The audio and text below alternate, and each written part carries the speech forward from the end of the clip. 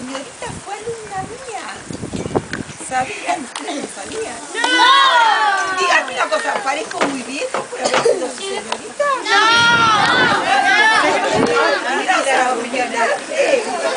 Así que me agarró una emoción. Era la señorita que ella estudiaba para ser maestra de ustedes y yo era su profesora, una de sus profesoras. Le daba educación física.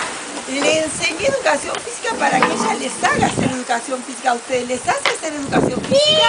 ¡Sí! ¿Y le da bien? ¿Sí? ¿Le da bien?